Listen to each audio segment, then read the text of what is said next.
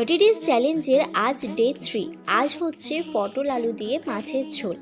বাঙালি মানি মাছে ভাতে, কিন্তু আমি এমন এক বাঙালি যার মাছের গন্ধই সহ্য হতো না।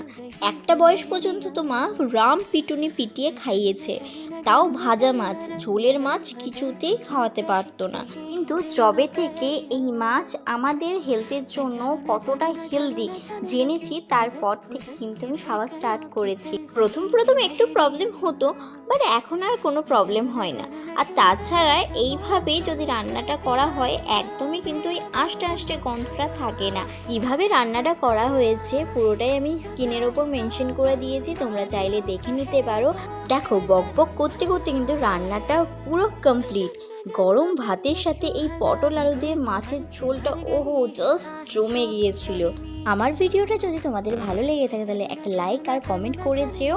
সবাই ভালো থেকো, সুস্থ থেকো, দেখা হবে নেক্সট ভিডিওতে। আজকের মতন টাটা।